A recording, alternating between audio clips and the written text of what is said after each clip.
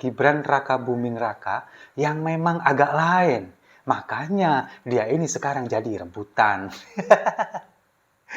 Kalau kita melihat memang tim dari Prabowo Subianto, kemudian juga Ganjar Pranowo, ini memang sekarang sedang berebut Gibran Rakabuming Raka untuk digaet, untuk dijadikan jurkam mereka. Bahkan untuk timnya Prabowo ini sekarang seolah-olah sedang mengusahakan bagaimana caranya supaya Gibran ini bisa jadi calon wakil presidennya Prabowo Subianto. Makanya sekarang sedang uji materi, kemudian menggugat ke MK untuk batas usia minimal pencapresan dari 40 tahun menjadi 35 tahun.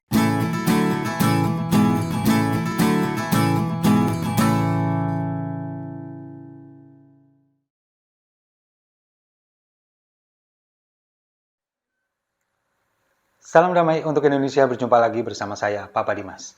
Info kali ini datangnya dari Gibran Rakabuming Raka yang memang agak lain. Makanya dia ini sekarang jadi rebutan. Kalau kita melihat memang tim dari Prabowo Subianto, kemudian juga Ganjar Pranowo, ini memang sekarang sedang berebut Gibran Rakabuming Raka untuk digaet, untuk dijadikan jurkam mereka. Bahkan untuk timnya Prabowo ini sekarang seolah-olah sedang mengusahakan bagaimana caranya supaya Gibran ini bisa jadi calon wakil presidennya Prabowo Subianto. Makanya sekarang sedang uji materi, kemudian menggugat ke MK untuk batas usia minimal pencapresan dari 40 tahun menjadi 35 tahun. Nah, inilah yang kemudian membuat ini semakin menarik dan juga semakin seru untuk politik di tahun 2024 nanti. Nah, kemudian sekarang menjadi timbul pertanyaan, kenapa mereka ini harus memperebutkan seorang Gibran Rakabuming Raka? Apakah karena dia adalah putra dari Presiden Jokowi? Kalau bagi saya bukan hanya itu. Gibran ini memang agak lain. Nggak sama seperti politisi-politisi yang lain. Nggak sama seperti anak muda yang lain. Kalau kita melihat semalam wawancara Rosiana Silalahi dengan Gibran Rakabuming Raka di acara Rosi semalam di Kompas TV. Ini terkuak semua. Bagaimana cara pandang dia, bagaimana pola pikir dia untuk meraup suara dari Gen Z, generasi Z yang nantinya di tahun 2024 ini akan sangat menentukan kemenangan seorang pasangan capres dan cawapres. Karena mereka memiliki 60% lebih suara di tahun 2024. Apalagi untuk mereka pemilih pemula yang nanti di tahun 2024 ini baru pertama kali melakukan pencoblosan. Sudah memenuhi ambang batas usia untuk memiliki hak suara. Itulah yang kemudian Gibran memiliki strategi-strategi khusus bagaimana mereka ini bisa dirangkul. Kemudian bagaimana cara memperlakukan mereka supaya mereka ini bisa memilih calon presiden yang bisa meneruskan apa yang sudah dicapai oleh Presiden Jokowi. Nah, kalau kita melihat memang ketika seorang capres ini kemudian membutuhkan seorang juru kampanye atau orang-orang yang berkompeten untuk meraup suara mayoritas dari generasi Z dan generasi milenial beberapa, ini memang dibutuhkan cara-cara yang khusus seperti Gibran saja sekarang. Kita bedah dari mulai cara berpakaiannya, cara penampilannya. Ini anak muda banget. Selain dia ketika ada acara resmi, kemudian menggunakan baju batik, kemudian dengan pakaian dinas, di luar itu ketika dia ada acara, kemudian seperti di Rosi, dua kali dia wawancara di acara Rosi, dia selalu menggunakan fashion yang memang mewakili anak muda, mulai dari jaket, kemudian sepatu yang selalu saya perhatikan ketika Gibran ini beberapa kali acara, dia selalu menggunakan sneakers yang memang identik dengan anak-anak muda. Dari brand dirinya sendiri saja, dari outfitnya itu sudah ingin menunjukkan bahwa saya ini ingin menggandeng kalian. Karena apa? Karena menurut dia, anak-anak muda ini memang tidak bisa diperlakukan sama seperti kita memperlakukan pemilih senior, apalagi yang baby boomer. Ini nggak bisa ketika mereka harus disuruh datang ke lapangan, panas-panas, mendengarkan orasi seperti yang dilakukan oleh Anies Baswedan berulang kali. Ini nggak bisa, anak-anak muda ini nggak bakal mau. Apalagi ketika mereka dipaksa untuk memilih pilihan yang sama dengan orang tua mereka. Anak-anak muda ini nggak bisa diperlakukan seperti itu. Ketika mereka dipaksa, mereka justru akan menolak. Makanya diperlukan seorang yang mempunyai pemikiran beda, seperti Gibran Rakabuming Raka, ketika dia bisa membaca bagaimana situasinya anak-anak muda ini, pemilih-pemilih pemula ini, bagaimana cara memperlakukan mereka, bagaimana treatment mereka. Ketika kemudian mereka suka dengan olahraga, kita giring mereka ke acara olahraga. Ketika mereka suka seni, digiring dengan acara seni. Ketika mereka suka dengan IT, dengan game dan lain sebagainya, kita arahkan ke sana. Itu yang disampaikan oleh Gibran. Maka itu dia kemudian membuat berbagai macam event di kota Solo, selain untuk memajukan perekonomian, selain untuk mendongkrak ekonomi UMKM, dia juga berusaha bagaimana untuk meraih suara dari kaum-kaum muda ini. Itulah kelebihan Gibran Rakabuming Raka yang belum dimiliki oleh anak muda yang lain. Bahkan kalau kita melihat di media sosialnya, di Twitter terutama, ketika profil picture Gibran ini menunjukkan wajah Gibran kemudian badannya adalah Patrick, temannya SpongeBob, ini yang tidak dimiliki oleh pemimpin daerah yang lain. Bahkan di acara Rosi semalam dia mengatakan, ada nggak pemimpin daerah yang seperti saya? Nggak ada katanya. Ya memang benar, inilah cara dia. Kenapa kok dia melakukan itu?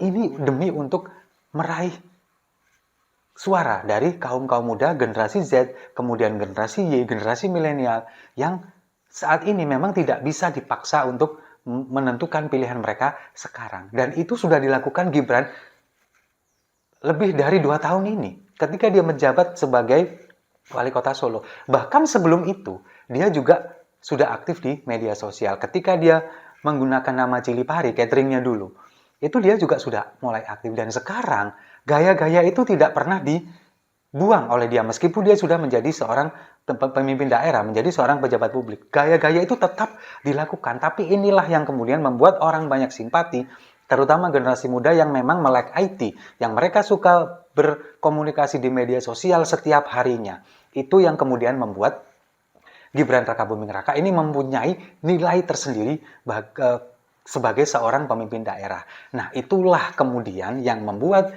bakal calon presiden ini kemudian mencoba meraih simpati Gibran. Bagaimana untuk menarik Gibran menjadi bagian dari mereka, terutama timnya dari Prabowo.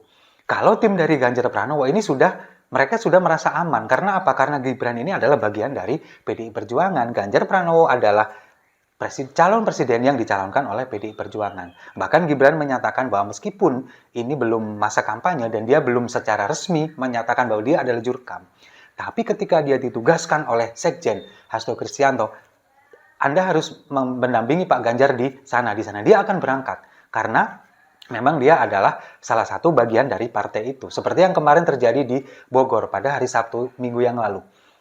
Dia memang belum menyatakan dirinya resmi sebagai jurkam, karena memang ini belum masa kampanye. Tapi ketika ditugaskan, dampingi Pak Ganjar ke Bogor, dia berangkat ke Bogor, karena bagian dari itu. Nah, inilah kemudian kelebihan dari timnya Ganjar Pranowo yang memiliki seorang Gibran Rakabuming Raka, yang kemudian bisa bagaimana nanti meraup suara dari kaum-kaum muda ini, terlebih dari pemilih pemula. Dengan gayanya dia, dengan stylenya dia kemudian menyatakan susah memang untuk meraih suara dari anak-anak muda ini. Mereka ini nggak bisa dipaksa, mereka nggak bisa didikte, mereka nggak akan mau datang ke acara yang mengumpulkan massa panas-panasan di tengah lapangan seperti cara-cara jadul seperti dulu, itu nggak bisa.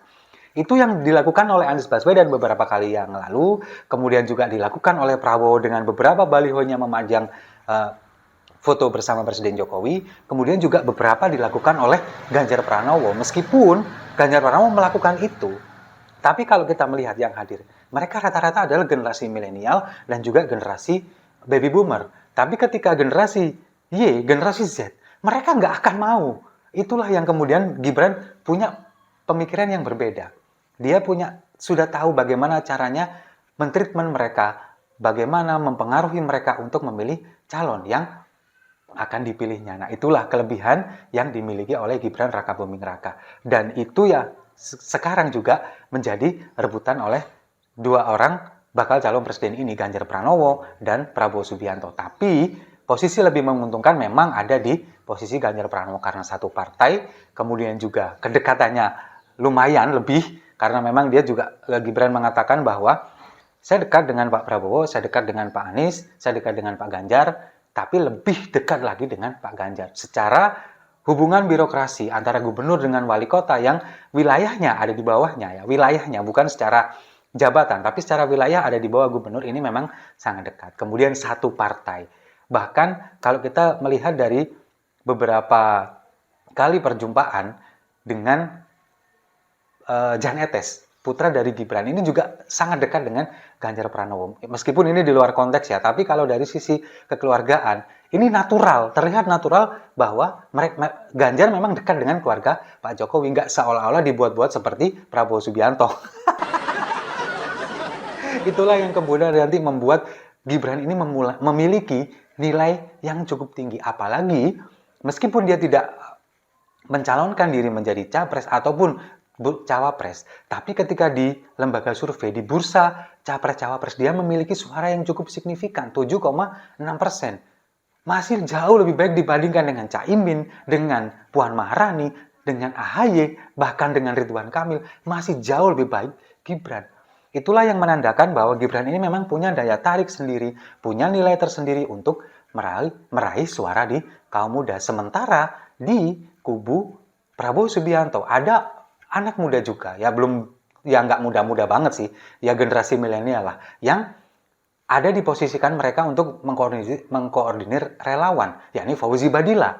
Tapi kalau kita melihat Fauzi Badilla ya seperti itu, gaungnya belum ada, tidak seperti Gibran, bahkan dia terlibat dulu dengan demo 212. Nah itulah justru malah menjadi kerugian tersendiri bagi tim dari Prabowo Subianto. Makanya itu berusaha untuk bagaimana caranya supaya Gibran ini bisa ditarik untuk menjadi, kalau bisa menjadi bakal calon wakil presiden dari Ganjar Pranowo. Tapi kayaknya sih itu semua nggak bakal terwujud. Mimpi. Setuju ya? Kalau setuju, mari kita minum kopinya sama-sama untuk Gibran Raka Buming Raka. Saya rasa itu. Terima kasih sudah menyimak. Jangan lupa like, komen, dan subscribe. Sampai jumpa di video-video saya selanjutnya. Gerak cepat, Indonesia maju.